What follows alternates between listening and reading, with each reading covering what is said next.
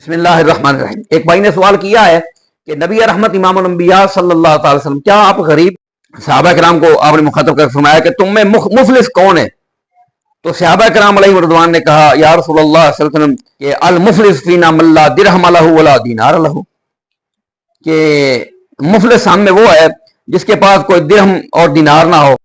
آپ فرمایا المفلس من امتی من یأتی یوم القیامت بصلاته وصیامه وزکاته ویأتی قد شتم هذا وقذف هذا واکل مال هذا وسفک دم هذا وضرب هذا۔ ایسا بندہ مفلس ہے ہم میں کہ جو قیامت کے دن اس حال میں آئے، نمازیں روزے زکاتیں لے کر آئے، اور ساتھ اس حال میں آئے کسی کا خون بہایا ہے، کسی کو تھپڑ مارا ہے، کسی کو گالی بکی ہے، کسی کا مال غصب کیا ہے، کسی کو قتل کیا ہے۔ عائشہ رضی اللہ عنہ قالت قال رسول اللہ صلی اللہ علیہ وسلم یا عائشہ لو شئت لسارت معی جبال الذهب، اے عائشہ اگر میں یہ چاہوں تو یہ پہاڑ جو ہے نا یہ میرے ساتھ سونے کے ہو کر چلیں۔ دولت کا نہ ہونا آپ کا اپنا اختیاری ہے۔ اور آگے فرماتے ہیں کہ جاءنی ملکن، ایک فرشتہ اللہ نے رسول اللہ کے پاس بھیجا، تو اس فرشتے نے کہا ان ربک یقرأ علیک السلام، اے اللہ کے حبیب اللہ آپ پر سلام کہتا ہے، اللہ آپ پر سلام کہتا ہے، اللہ اکبر۔ ویقول، اللہ یہ کہتا ہے ان شئت نبیا عبدا وان شئت نبیا ملکا، اے اللہ کے حبیب صلی اللہ علیہ وسلم اگر آپ یہ چاہتے ہیں تو ہم آپ کو نبی عبد عام بندہ اور نبی بنائیں، اور اگر آپ چاہیں تو آپ کو بادشاہ نبی بنائیں۔ اللہ کے نبی صلی اللہ علیہ وسلم فرماتے ہیں پھر میں نے فقر والی نبوت کو اختیار کیا، یہاں تک کہ پہاڑ احد جو ہے وہ ہمارے سامنے آیا۔ جب احد کا پہاڑ ہمارے سامنے آیا تو اللہ کے نبی صلی اللہ علیہ وسلم فرمایا فقال یا ابا ذر، اے ابو ذر، قلت یا لبیک یا رسول اللہ، اے اللہ کے حبیب میری جان آپ پر قربان میں حاضر ہوں۔ آپ نے فرمایا قال ما یسرنی ان عندی مثل احد ھذا ذهبا، اے ابو ذر مجھے یہ بات پسند نہیں کہ اس احد کے برابر میرے پاس سونا ہو، تمدی علیہ ثالثۃ وعندی منہ دینار، اس احد کے برابر میرے پاس سونا ہو تو مجھے یہ بات پسند نہیں کہ 3 دن سے زیادہ وہ سونا میرے پاس باقی رہے۔ اللہ کے نبی صلی اللہ علیہ وسلم فرماتے ہیں اوتیت مفاتیح خزائن الارض، اللہ تعالیٰ کے زمین کے خزانوں کی چابیاں مجھے دے دی گئی ہیں۔ اللہ اکبر۔ مالک کونین ہیں، گو پاس کچھ رکھتے نہیں، 2 جہاں کی چابیاں ہیں ان کے خالی ہاتھ میں، تاکہ اللہ کے نبی صلی اللہ علیہ وسلم کا اخلاص دیکھیں۔ یہ آپ کی نبوت کی سب سے بڑی دلیل ہے کہ آپ کے پاس مال آتا ہے، خمس آپ کے پاس آتا ہے، مال غنیمت آپ اپنی مرضی تقسیم کرتے ہیں، صدقات آپ کے پاس آتے ہیں، خراج آپ کے پاس آتا ہے، اتنا کچھ آتا ہے، اس کے باوجود آپ نے درویشانہ زندگی گزاری، نہ آپ نے مال بنایا، نہ ماڑیاں بنائی، نہ آپ نے مفاخرانہ لباس پہنے، نہ اپنے بچوں کو عیاشیاں کرائیں، نہ ان کی کوٹھیاں پہ جس طرح آج کل یہ مذہبی پیشوا اور پیر حضرات کرتے ہیں نا، آپ نے یہ نہیں کیا۔ اور پھر یہ بات کمال کی بات یہ ہے، اس سے بڑھ کے آپ کے اخلاص کی کیا بات کریں کہ اللہ کے نبی صلی اللہ علیہ وآلہ وسلم نے بسم اللہ الرحمن الرحیم۔ ایک بھائی نے سوال کیا ہے کہ نبی رحمت امام الانبیاء صلی اللہ تعالی وسلم، کیا آپ غریب تھے کہ آپ کے گھر میں کئی کے دن چولہا نہیں جلتا تھا، اور جس طرح روایت میں آتا ہے کہ آپ کو کھانے پینے کے لیے کچھ ملتا ہی نہیں تھا، تو کیا رسول اللہ صلی اللہ علیہ وسلم غریب تھے؟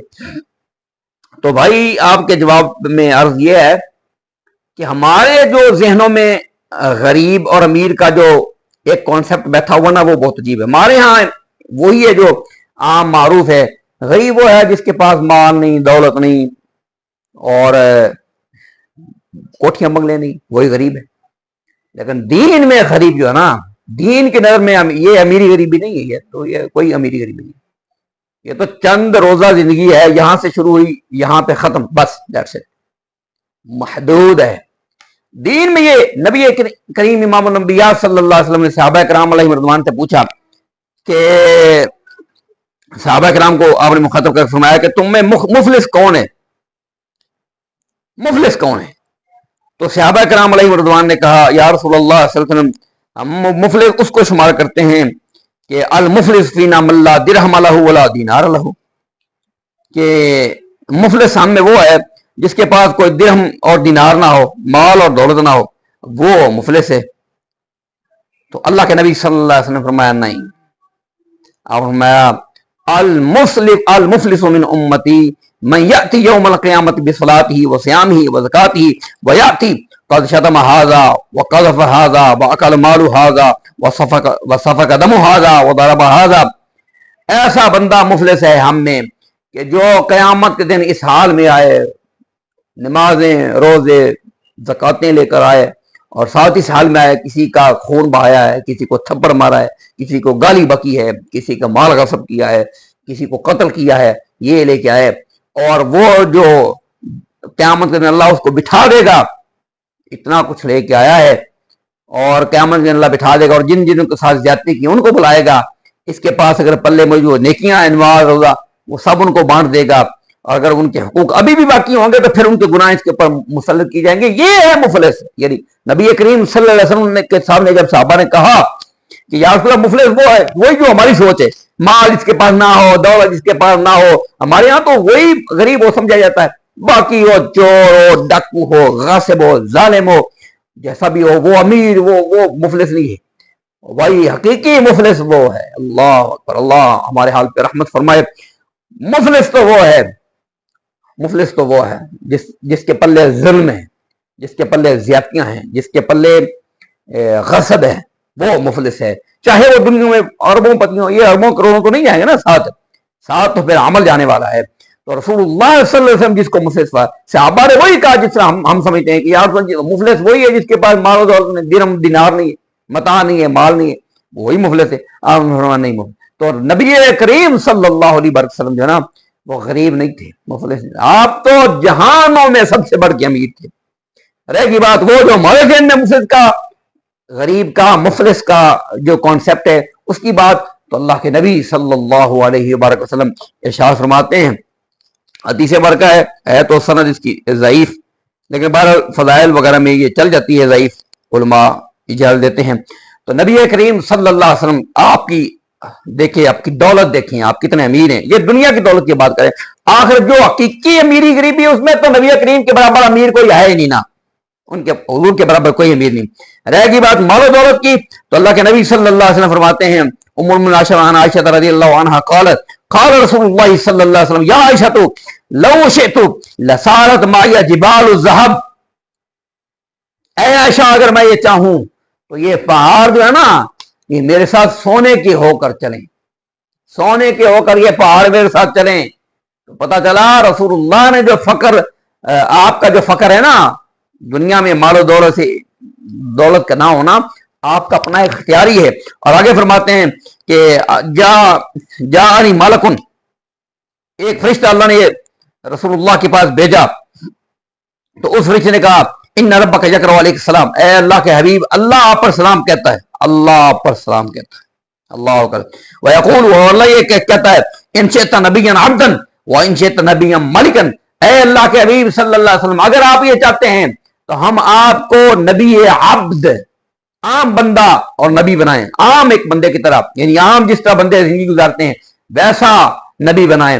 اور اگر آپ چاہیں تو آپ کو بادشاہ نبی بنائیں، جیسے سلیمان علیہ السلام تھے، حضرت داؤد علیہ السلام تھے، آپ نبی اور بادشاہ ہوں. تو اللہ کے نبی صلی اللہ علیہ وسلم فرماتے ہیں پھر میں نے فقر والی نبوت کو اختیار کیا. اور پھر ایک حدیث برکہ اور ہے بخاری مسلم میں متفق علیہ حدیث برکہ ہے.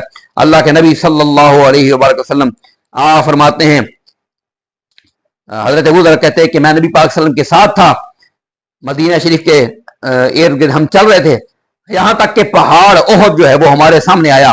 جب احد کا پہاڑ ہمارے سامنے آیا تو اللہ کے نبی صلی اللہ علیہ وسلم فرمایا فقال یا ابا ذر، اے ابو ذر، قلت یا لبیک یا رسول اللہ، اے اللہ کے حبیب میری جان آپ پر قربان میں حاضر ہوں.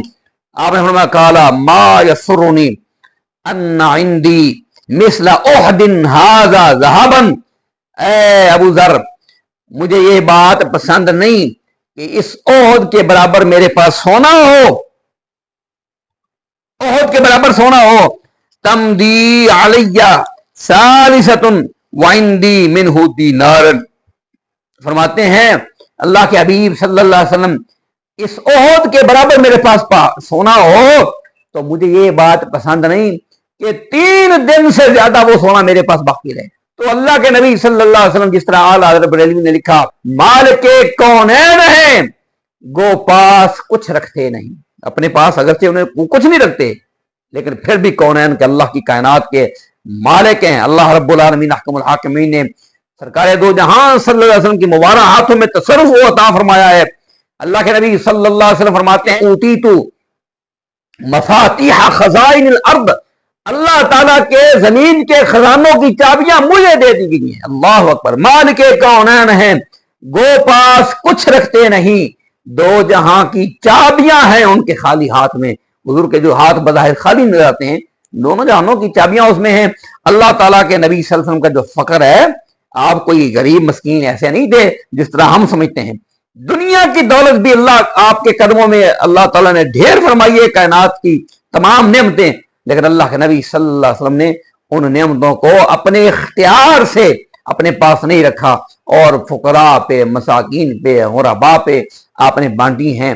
اور خود اللہ کے نبی صلی اللہ علیہ وآلہ وسلم نے اختیار جان بوجھ کے فاقے کو اختیار کیا ہے، جان بوجھ کے غربت کو اختیار کیا ہے، حتیٰ کہ اللہ کے نبی صلی اللہ علیہ وسلم کا اخلاص دیکھیں۔ یہ آپ کی نبوت کی سب سے بڑی دلیل ہے کہ آپ کے پاس مال آتا ہے، خمس آپ کے پاس آتا ہے، مال غنیمت آپ اپنی مرضی تقسیم کرتے ہیں، صدقات آپ کے پاس آتے ہیں، خراج آپ کے پاس آتا ہے، دیگر ممالک جن کے اوپر جو ہے وہ ٹیکس لاگو ہے شریعت کے مطابق، تو ان کی طرف سے ٹیکس آتا ہے، وہ آپ کے پاس آتا ہے، اتنا کچھ آتا ہے، اس کے باوجود آپ نے درویشانہ زندگی گزاری، نہ آپ نے مال بنایا، نہ ماڑیاں بنائی، نہ آپ نے مفاخرانہ لباس پہنے، نہ اپنے بچوں کو عیاشیاں کرائیں، نہ ان کی کوٹھیاں پہ جس طرح آج کل یہ مذہبی پیشوا اور پیر حضرات کرتے ہیں نا، آپ نے یہ نہیں کیا۔ اور پھر یہ بات کمال کی بات یہ ہے، اس سے بڑھ کے آپ کے اخلاص کی کیا بات کریں کہ اللہ کے نبی صلی اللہ علیہ وآلہ وسلم نے جب دعا کی اپنی نسل کے لیے، اپنی ذریت کے لیے، اپنی اولاد کے لیے، تو کتنا رزق مانگا، کوٹھیاں نہیں مانگی، بنگلے نہیں مانگے، ہم تو ہوں تو ایسا ہی کریں۔ نبی اکرم صلی اللہ علیہ وسلم کا یہ خود اپنا اختیار کردہ فقر ہے، اور اسی فقر کو اللہ کے نبی صلی اللہ علیہ وسلم نے اپنی اولاد کے لیے بھی اختیار کیا۔ اللہ کے نبی صلی اللہ علیہ وسلم ہاتھ اٹھائے اور دعا کی، اللہ آل محمد کا رزق، اللہ اکبر اللہ اکبر اللہ، کوٹھیاں نہیں مانگی، بنگلے نہیں مانگے، ماڑیاں نہیں مانگی، ہاں کیا مانگا؟ اللہ آل محمد کا رزق اتنا ہو کہ وہ بس صرف بھوک سے مرے نہیں، ان کے جسم کی اور روح کی آپس میں جو یہ ربط ہے یہ باقی رہے، بھوک کی وجہ سے مرے نہیں، بس اتنا رزق ہو، ریل پیل نہیں مانگی۔ تو اللہ کے نبی صلی اللہ علیہ وسلم اس معنی میں غریب نہیں تھے، ہمارے جو ذہن میں آتا ہے اللہ کے نبی صلی اللہ علیہ وسلم کائنات میں ہر لحاظ سے کائنات میں سب سے بڑے امیر تھے۔ اللہ تعالی ہمیں سرکار دو جہاں صلی اللہ علیہ وسلم کی سچی محبت اور آپ کا پیار نصیب فرمائے۔ وما علیہ الا البلاغ المبین۔